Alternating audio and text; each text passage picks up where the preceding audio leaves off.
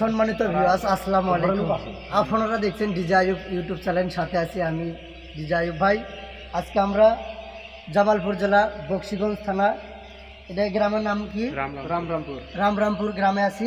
এখন বর্তমানে আছি বাংলাদেশে, ঠিক আছে? এই যে দেখতে পাচ্ছেন এখন আছি আমি বাংলাদেশে। এই যে এখন আসলাম ইন্ডিয়াতে, দেখি ক্যামেরাটা একটু দেখলে আসেন। এই যে আপনারা দেখতে পাচ্ছেন এখন আছি ইন্ডিয়াতে, ঠিক আছে? তো আজকের আমরা ইন্ডিয়ান যে লাইটিংগুলো রয়েছে, আমরা লাইটিংগুলো দেখবো।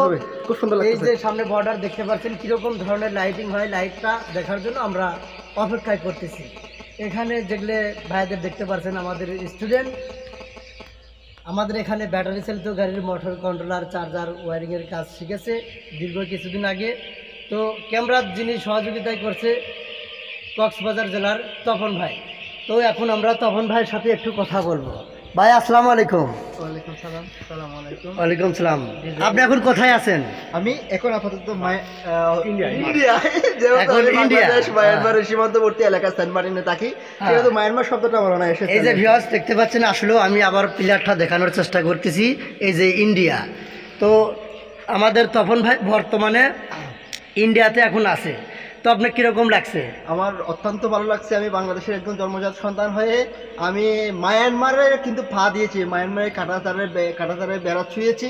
আজকে আমার আরেকটা স্বপ্ন ছিল, যদিও বা বিমানের মধ্য দিয়ে আকাশপথে আমি বিদেশ ভ্রমণ করতে যাওয়ার সেই সামর্থ্য এবং সুযোগটা আমার কপালে হয় নাই।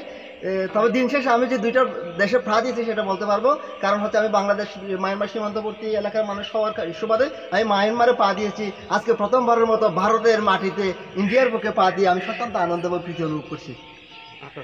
ধন্যবাদ।